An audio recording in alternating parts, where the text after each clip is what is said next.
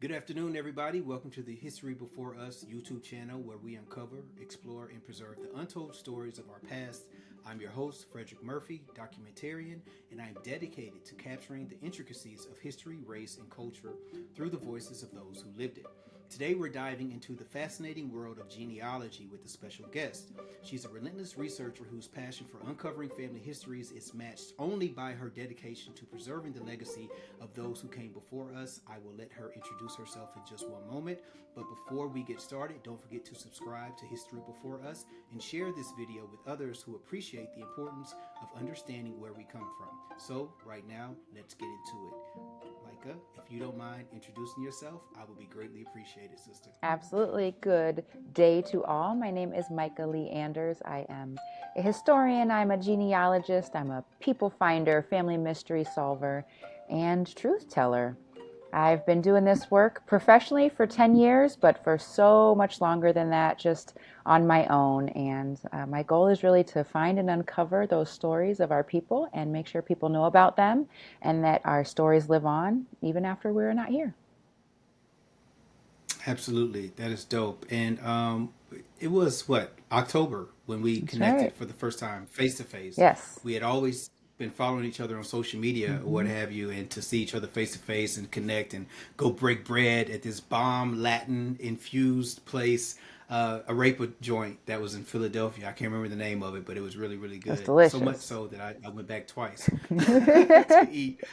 So we broke bread there, and I was like, you know what? You do such great and amazing work, and your presentation was amazing as well. And this was at the Slave Dwelling Project, our eighth annual conference, symposium rather, and it was in Philadelphia. And so that's where we connected face to face for the first Mm-hmm. time. And I was like, yep, got to get you on the show and to talk with you about various different things, not only genealogy, but some other things as well, if you don't mind. Absolutely. So I feel like we always have to start with the Inception question, right? So, what Mm-hmm. inspired you to pursue genealogy, and how did your journey into family history research begin? So I love sharing my journey because a lot of people expect it to have gone a certain way and it just went its own way. So I believe in letting the path lead you, letting the doors just open for you wherever they open rather than trying to just knock all the time.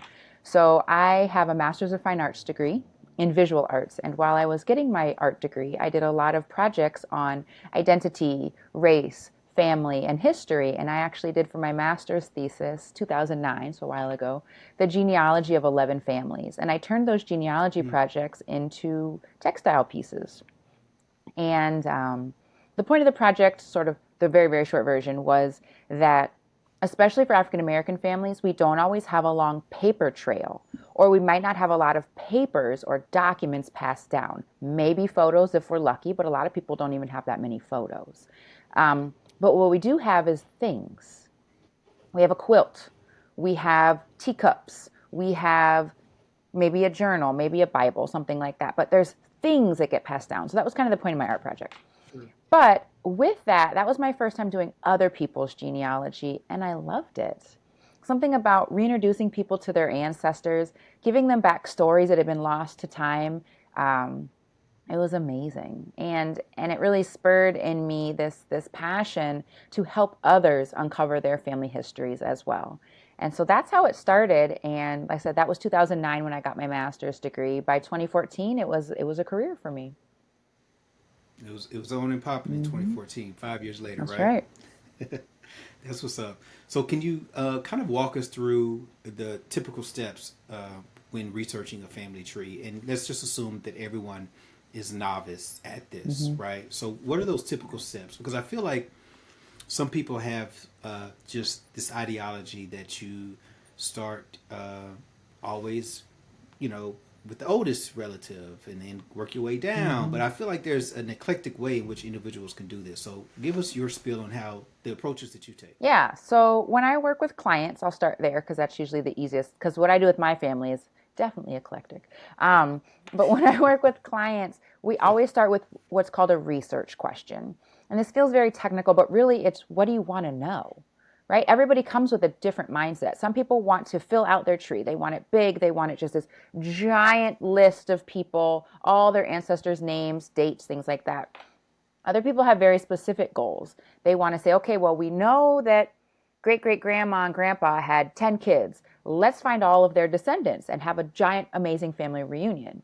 So it really starts with what is your purpose? What is your goal? For other people, it's, Grandma always used to tell these stories and they really didn't quite make sense. Can you just help me better understand who was Elmer Smith? She always talked about this guy, Elmer Smith, and who was he and how was he a part of the family and what the heck was going on there? So really you figure out, what do you want to know? And once you figure out what you want to know, you just break it down into pieces.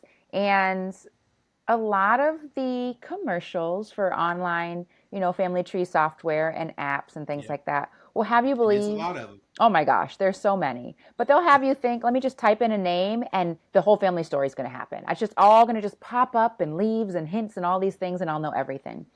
But really, it's like a puzzle. You can't just skip half the pieces and think you have it figured out. So you figure out who you want to look for first. And in most cases, you start with yourself. And everybody forgets that one day we are going to be the ancestor somebody else is looking for. And if we don't put our own story down before we worry about anybody else's, then our next generation is going to be in the same boat with nothing, looking for us, right? So start with yourself, but after you kind of write your own story down, do your parents. Then from your parents, grandparents, it's really methodical, right? Generation by generation. But I think the other thing we forget is we didn't live in isolation. Yes, I'm looking for grandma, but grandma had sisters, brothers. She had other kids, maybe besides your parents.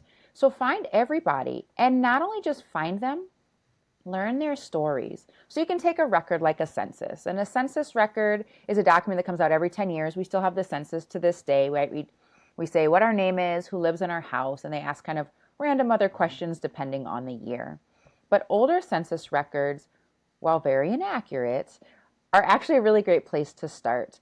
And you can learn so much. It often has the address where your family lived. Go find that on Google Maps. See if it's still there. See if it's a highway now. See if it's a parking lot now. See what happened to that property, because that tells you about that community. Look and see who else lived in the house. Fun fact, random. One of my really good friends the other day found a census record that listed somebody as a concubine living in that household. Right. First time I'd ever seen that. Have you ever seen that? Yeah, I had never seen Never, it. right? I was like, why does she find all the good stuff? So she found that. Mhm. But you can't just look at that and just be like, oh, wow, so my great whatever ancestor had a concubine. Well, the next year, the next census, they were married.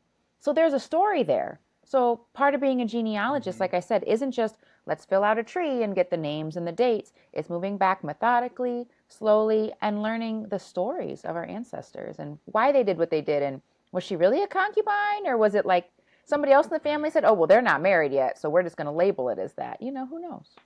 Mm-hmm. Yeah, and also what I've learned also in during doing my own family history research and also assisting other individuals. Now, I'm not a professional genealogist. I just like to do it. Is that the meanings for some of the terms that are identified on censuses back then is completely different than what it may mean now, right? Exactly. And so you kind of have to make sure that you do additional research and identify what the definition of these terms were back then versus what they are now. Even though some remain the same, some are different, of course. Yeah. And the most recent updated census records that have become available for folks is 1950. Exactly. So that's the most recent, and then 1960 will come out 10 years from now? Approximately. Is that So they how wait it works? 72 years. About 10 years So 72 Wait, years from the date it was created, from the date. then Okay, they release it, which is why the 1950 just came out in just came out. 2022. So was it 2022? Golly, It had to have man, been. that is I know. time is flying. Yeah. Time is flying. It's flying. It's so weird, right? It seems like it just happened, right? Right. I know. I felt like people were having watch parties for that. You know what I'm I saying? did. We waited till Yeah. midnight. Like, okay, because even the government, nobody sees it. Like, it's coming out of the vault, like Disney or something, right? Yeah. So, like, Yeah. at midnight on April 1st, 2022, they released the 1950 census. And I remember staying up, and the first thing I did is find my parents, because that was one of the first places I was going to be able to That's the find them time. in a record, because they were both born. My dad was Mm-hmm. born, yeah, they're both born in the 40s. So they were both in that census, Mm-hmm. which is weird to think my parents were born in the 40s. That's like a really long time ago. I know, right? I know. Well, I mean, I was born in '79, and to think 1979 to 2024, it seems light years, right? Right, right. Yet here we are, still looking Yeah, young, we are. right? Nobody would know. Nobody Um, would know no one our would know. ripe old ages. Absolutely, exactly. So, what are some of the common obstacles that genealogists face, such as missing records or conflicting information, and how do you actually overcome that when you are faced with it? So I think one of the biggest things that happens is people end up finding the wrong family. So there's this thing in genealogy, it's called confirmation bias. Big fancy term that basically means the wrong people. So imagine you find what you think is your family. The town is right, the names are right, maybe even the husband and wife have the same names. And so you think, these are my people. I found one record and it matches. So these must be my people. You put it in your tree, you keep exploring, and you've actually found the wrong family. So a lot of things can contribute to that. But in genealogy, we have to be so careful. We always want to make sure we have at least 3 different records that kind of give the same information, which to your point can be really hard, right? Because Mm-hmm. we need to find marriage records. Sometimes those exist. Sometimes people were never legally married. Sometimes they were married, and you'll find records later that say they were married in the old way, which is a really Mm. weird document to find. But oftentimes, especially for our formerly enslaved ancestors, they don't have a marriage record. They may have been wed, there may have been ceremony, but there's not necessarily going to be a paper trail that you can follow. So finding those paper records is important, but can be difficult. So you want to make sure that a lot of people also get stuck. I'll show a client something and say, this is your ancestor. Say, no, no, the spelling is wrong. Okay, well, yes. Spelling, okay. Before Social Security, nobody really cared, or a lot of people didn't really care about spelling. It didn't really matter. A lot of people think about different literacy levels. You may never have known how your own name was spelled. So it's all at the mercy of other people telling you how your name is spelled or just sounding it out, or maybe you have people with different languages trying to pronounce or write words. So spelling is kind of something you throw to the side. And nicknames. So like my great grandpa, my grandma's dad, half of the records he's listed as Bud. His name is not Bud. So I had to figure out what the heck is this man's actual name. Like, I'm not going to find a death certificate for Bud. It's not going to, and his last name No, is no, Smith. So just add that into the mix, right? So Bud Smith, I was like, no, that's this me. is not good. But so you got to just pay attention to all that little stuff. So it's really a details game. Um, but common misconceptions are about spelling, common misconceptions about everything's accurate. Just because something's on paper and there's a seal on it, that doesn't mean that information is accurate at all. It's somebody's thought on accuracy. So you just have to keep stuff like that in mind. And speaking of spelling, I'm literally looking at my name on here, and I didn't have my E. Oh, wow. It was Fredrick.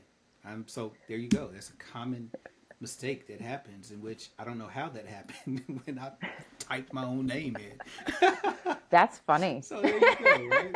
It happens. It That's happens, right.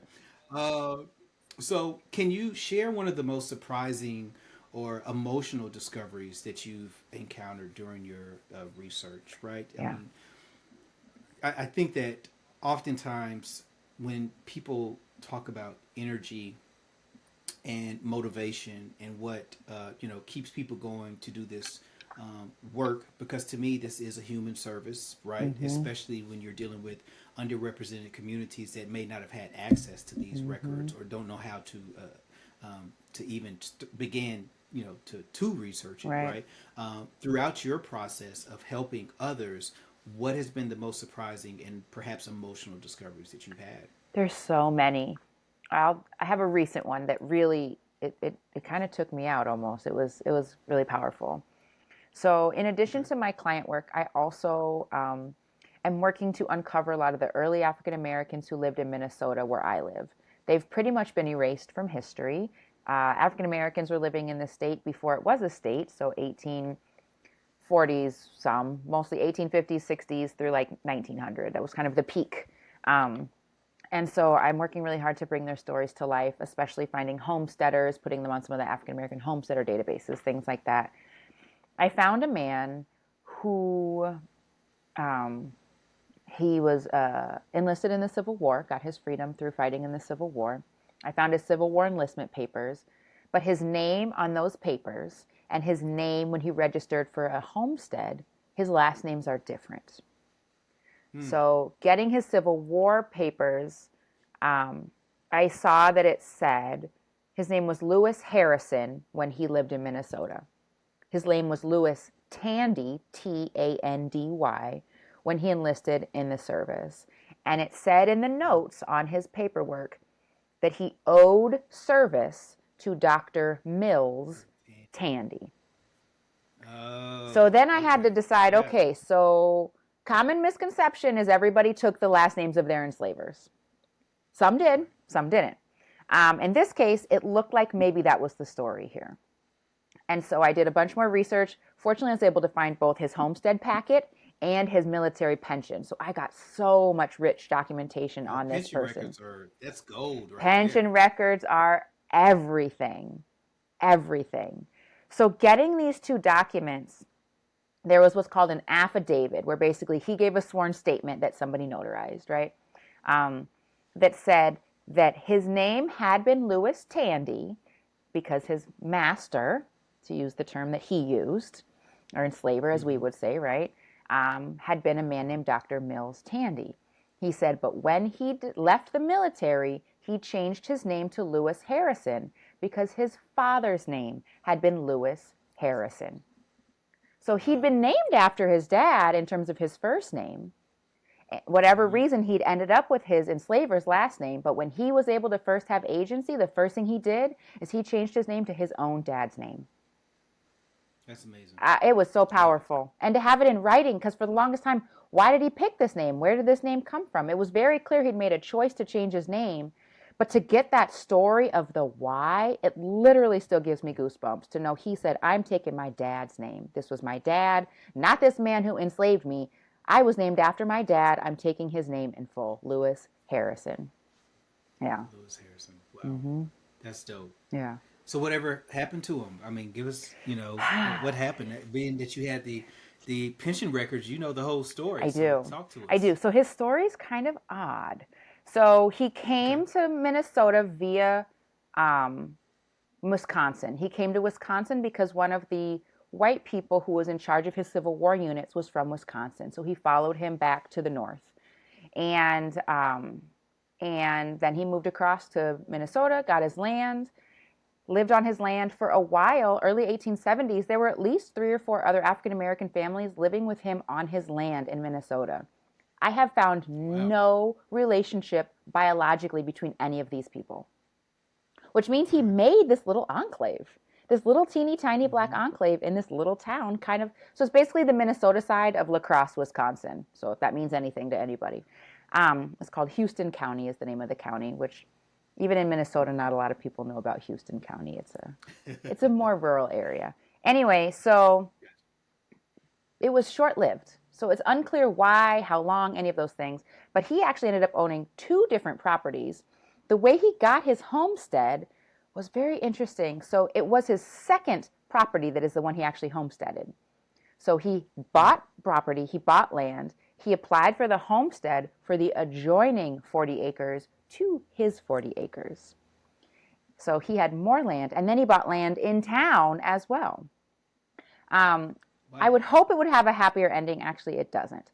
So after that, he wasn't the greatest husband or father, but he did actually raise his wife's 2 kids for a while that were from a different relationship.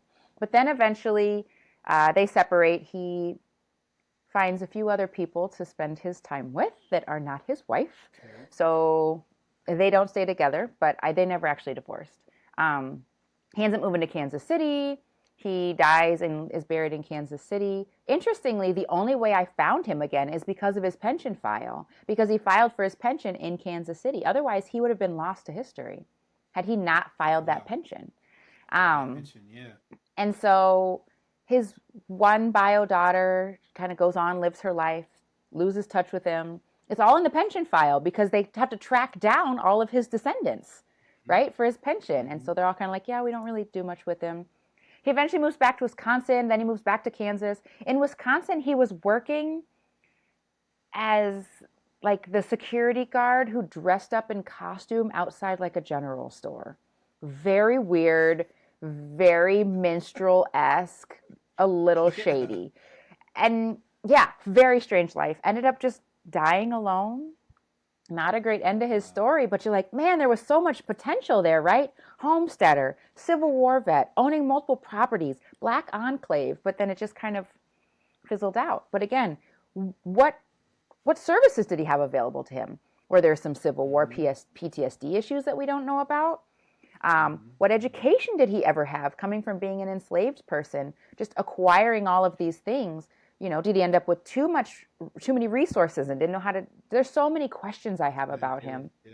And so it's so hard to just say, oh, he was a philanderer and just cheated on his wife. No, there's something else also. Yes, and I would say, yes, he did that. And I think there's more to it. Absolutely. So Lewis Tandy, Hmm. aka Lewis Harrison. Absolutely. Hmm. That's what's up, and that's the beauty of going in and researching pension records. I have a couple for my family, for two members in my family, and to your point, it's the holy grail of the opportunity to amplify one's research. That's for sure. I think one other thing I would say What, about those pension files, yeah. especially for African Americans, is in order to prove that you're eligible for your pension, which means that you were injured during service, you have to have people who Mm-hmm. knew you before you enlisted. Now, if you enlisted straight from being an enslaved person, that means they had to find people who knew you as an enslaved person, which means now you're getting an entirely different story. You're getting to learn on paper with people's documented affidavits and stories about people's lives during enslavement, which is partly why they're just gold. Absolutely. Yeah, everyone that's on my uh, fourth grade grandmothers and my great uncles' pension records, they were all formerly enslaved individuals. And they say that I knew this person and they identified who they were enslaved by Yeah. as well. That, validated everything. So to your point, it all goes hand in hand with research. And oftentimes what I have found that some of these folks were family members as well, Correct. because that was the case for mine. They just opened up a whole nother realm of research for Mm-hmm. sure. So with that being said, what roles do you think cultural traditions and oral histories play in uncovering family histories?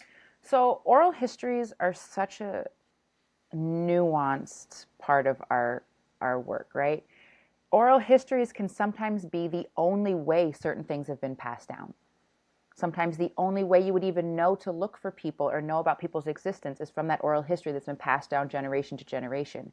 But like a good game of telephone, they don't always stay the same as they may have started when the story was told. Or over time, it becomes an embellishment because maybe this part sounds really good and we want to like play it up. Or maybe this part's a little more shameful to the person sharing the information and they want to play it down. So I think oral histories and cultural traditions are everything. They really help us understand the nuances, but we can't always take them at face value as fact. They're more Yeah. puzzle pieces or clues that we have to decipher and better understand, because they You know can. you're gonna make some folks mad with that one, right? I know, I already have many times, because people come to me, and I'm going to put this out there, and this one makes a lot of Yeah. people mad. A lot of people have a story in their family about so and so was a Cherokee princess. So and so Mm-hmm. was a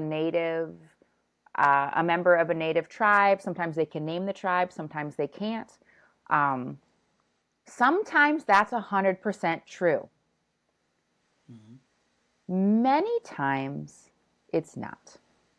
At least in the work I've done. And I've heard this from a lot of researchers that those stories come from a lot of places. And again, sometimes that person was of a mixed ancestry. They may have had native in them as well. And unfortunately, paper records may not show that because of all of the different reasons. But other times, it could be that one of your ancestors was lighter complected with long hair and high cheekbones because they had European blood in them. And to talk about an ancestor having European blood often had more of a shame to it than saying your ancestor may have had native blood. So, Because of the way in which it most likely occurred. correct. Correct. It may not have been through a consensual partnership.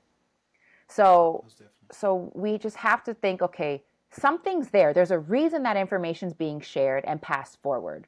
So we have to really uncover the truth, but also this is the part about being respectful, right? Sometimes our elders are still alive who shared those stories with us and who very much believe those stories and were told those stories by people who very much believed those stories. And so as we Mm-hmm. work to find the truth, we still have to be really respectful and understand, um, first of all, not everybody wants a totally accurate version, and that's okay. It's not our place to judge that. It's our place to find Yeah. what we need for ourselves if we feel we need a quote unquote truth. And in genealogy, there's very few truths, let's be very clear.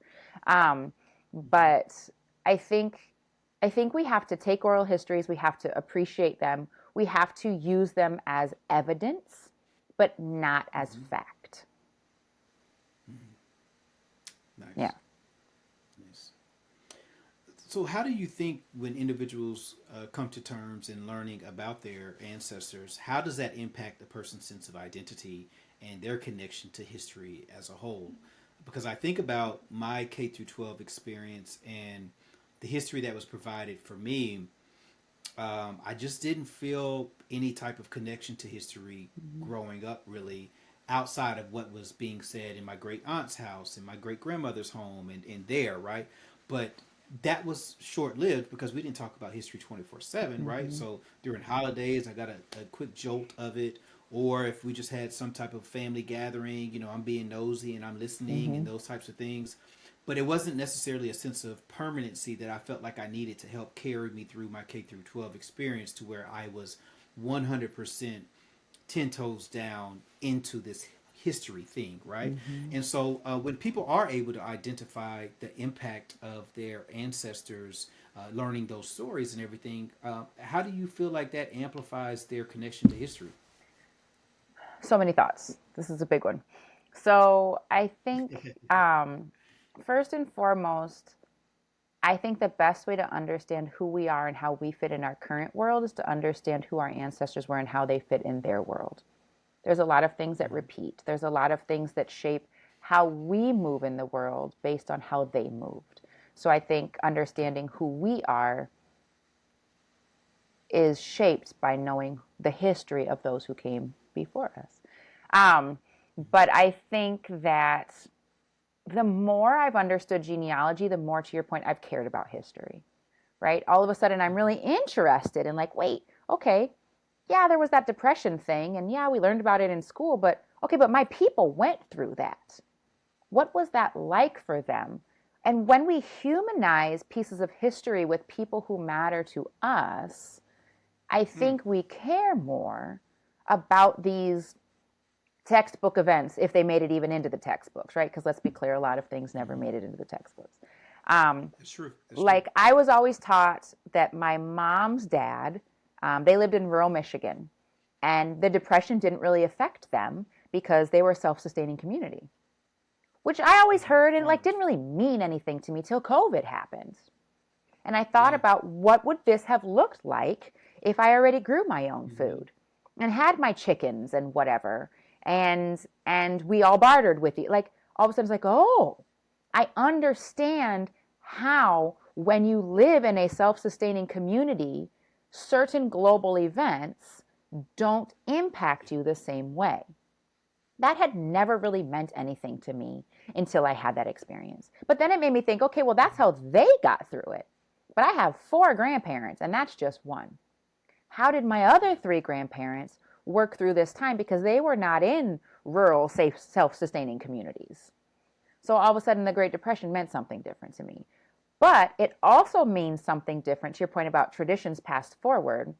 When you think about my grandma, who was not from a rural area, but she was from, I mean, she's from Omaha. It's not urban, but it's more urban than, right, like the rural area. So, Yeah. Yeah. but you start thinking about, oh, well, that's why every margarine container had to be saved and washed out and brought, like those little things that have actually been passed forward. That's why at Christmas our presents were wrapped in Jif cornbread boxes turned upside down and inside out.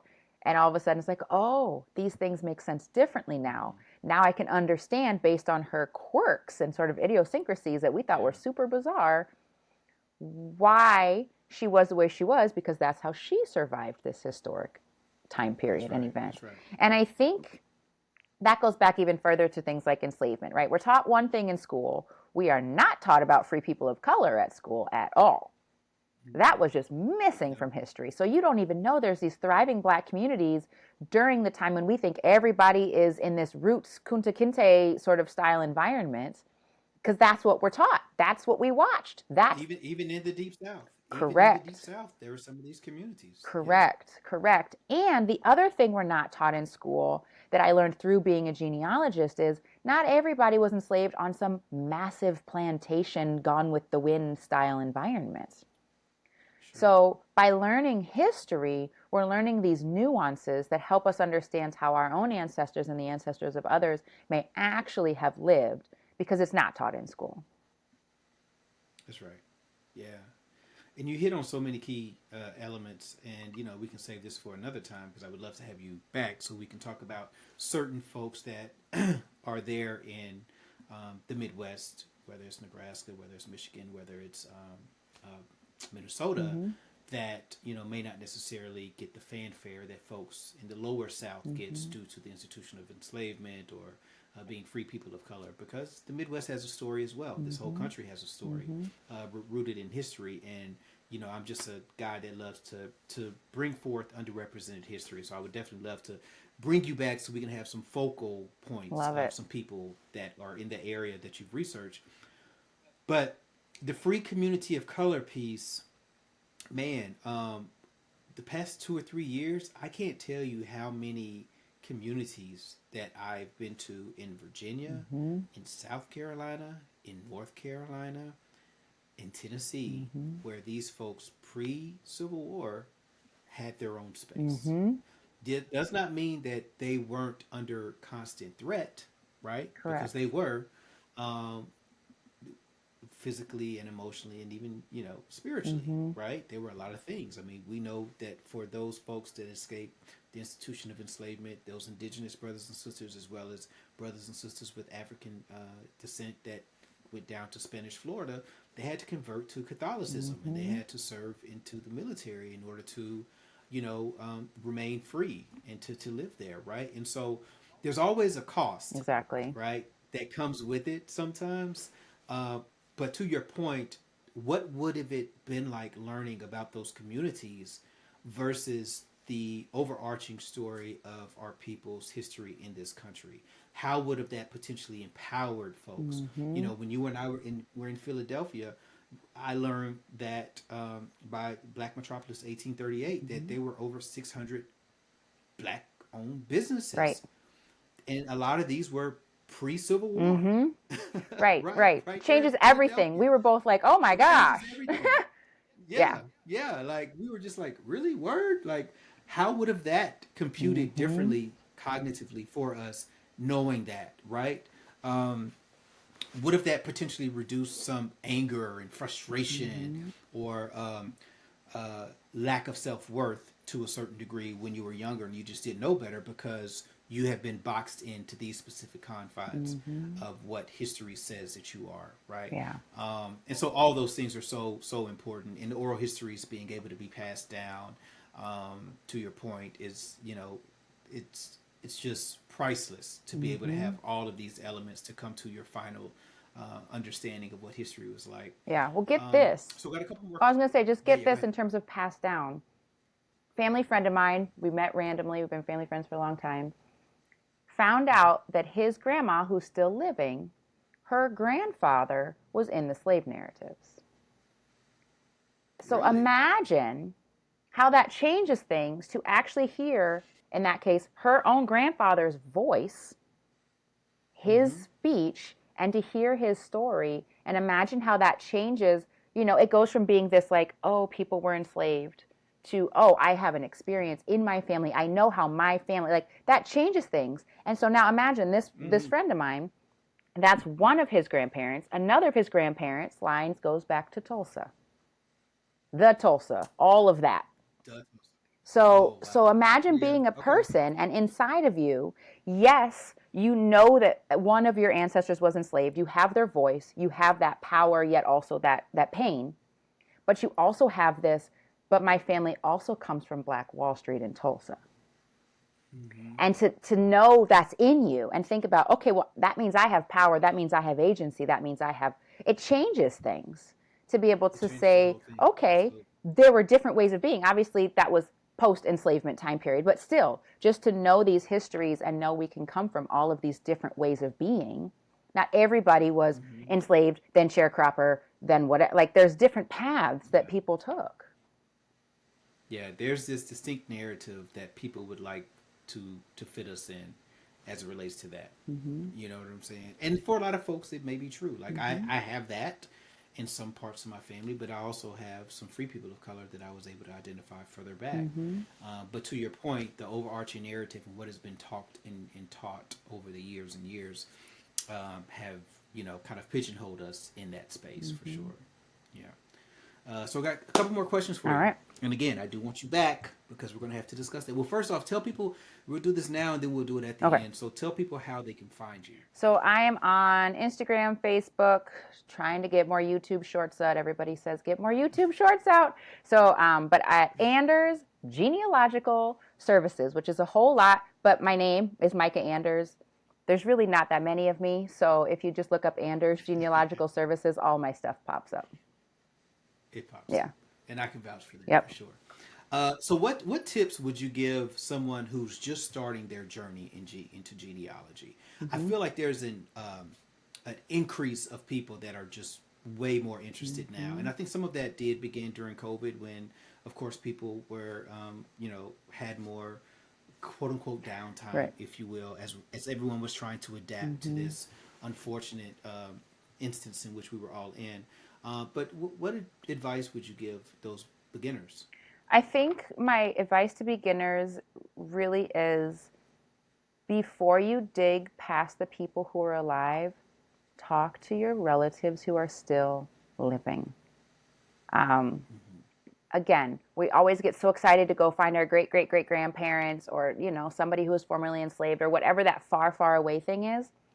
But if you are fortunate enough to have one or two living parents, up to however many living grandparents you have, talk to them. Get your phone, record it. Consensually or not, I have to say I haven't always consensually recorded because I'm not doing anything with it. It's not going anywhere. But man, to have that voice, to have that story in their voice and them talking, sit down, have a conversation with your living relatives. That's what I would do very, very first thing. That can also help you as you begin to do the journey of going through the paper records because now they may have opened up some pieces for you that you didn't even know you were looking for. And then once you've started, go back and talk to them about what you found and record it. Say, hey, I've been doing this genealogy thing. I learned about your Grandma Sue. And they'll say, oh, Grandma Sue, she was wonderful. Or, oh, I didn't really like Grandma Sue. Whatever they're going to say, right? You're going to get more information. So I think the first and foremost thing to do is talk to your living relatives and decide if you want to take a DNA test. Because I think they're really important in this journey, especially in African American research. They can go back places that our paper records don't always, but make an informed decision if you want to take a DNA test or not. Most definitely. And lastly, what do you think the future holds for genealogy research, especially with the advances of artificial intelligence and global records access? Yeah. And we know on some of these platforms, you have to pay an extra $39 a month to get the global records or what have you, or $29, however much it is. I try to use workarounds for those because it gets expensive. It gets very right? expensive. But absolutely. But what do you think the future holds with AI and genealogy? So Yeah. my favorite new thing AI is starting to do is read cursive, which is That's huge. huge because I was paying someone to transcribe some of that stuff for me. yeah, it's hard to read. The other thing that's happening is it's getting easier and faster to get records digitized. Now, keep in mind, all records will never be digitized. You will have to go to places to get records forever. I don't think it'll ever be a time when there's every record digitized. I don't think it's even feasible. But advances in AI are helping with that. They're also helping in interesting ways, to your point of like, how do you get started? You could go to one of the large language model AIs like ChatGPT or Claude or whatever one you love and use. And you can say, I'm wanting to start my genealogy journey. Here's what I know so far. I know my grandpa's name, my grandma's name, blah, blah, blah. Fill in whatever you know. Or take a pedigree chart that you made, put it in the software, and it can read it now. And so you can say, here's where I started. Can you help me map out how to go about learning about my family? And it will give you a roadmap of, okay, this is the kind of records you should look for, or these are the kind of resources you should use, or maybe start here and these are the steps you should take. So I think there's some really great things, especially for novice genealogists, just to even learn how to get started. I think with the global piece, that's just really exciting to me because it's going to allow some of these cross-continental connections. And as more people are getting interested, even smaller countries, little island nations and things like that, who do still have pretty decent records, they're starting to get more of their stuff accessible. As more people become interested in going back. So I do a lot of Jamaican research, for example, and more of those records are coming online and things like that. And so as this becomes more of a global interest at a larger scale, more countries are making their records more accessible, which just benefits all of us as we're on this quest. And the other thing I think that's happening as we get more global is actually as things get bigger, they really get smaller. And we start to see these similarities cross-culturally. We start to see these similarities and, oh, well, I thought I was all whatever race, but actually I'm not. I'm more of this melting pot, right? More people are realizing they are not as monoracial, monocultural as they may have been taught to believe. Absolutely. And I think that's the beauty of genealogy is just you'll recognize how eclectic you are as a person. You know what I'm saying? And whether it's folks from the African diaspora, whether it was indigenous folks here on this continent, whether it's folks from Europe and other places, you are a mixture of a lot of things. And that's just what it is. That's just what it is. So this has been absolutely wonderful. Again, if you don't mind sharing again how people can contact you. Absolutely. So I am on Facebook, Instagram, LinkedIn for the business folk, at Anders Genealogical Services, or you can just find me by my name, Mica Anders. Absolutely. And I will say she is a great researcher. I had the pleasure of watching a presentation that she gave at the Slave Dwelling Conference there in Philadelphia this past October, and just very meticulous and very eclectic. Again, if we'll use that word, we've used it a couple times today, or at least one of my favorite words, as it relates to how she gets to the end goal. And so I am very appreciative for you coming on today. And I do want us to identify one or two people that we can talk specifically about from Minnesota or Omaha or anywhere that your folks I got you. So we can bring that to the forefront. So again, thanks everyone. Thanks everyone for joining. Again, my name is Frederick Murphy. Make sure that you follow my page on all social media. I'm at History Before Us, and I just got a Blue Sky account as well. So you can find me on Blue Sky at social media at History Before Us. I'm trying to juggle all of these things at once as technology continues to advance. It's a lot. All these platforms come about, but I find it worth it because this is our debt to the ancestors for sure. Absolutely. So make sure to subscribe and share. Peace and blessings, everybody. Thank you. Thank you, Mike. Thank you. Bye. Peace.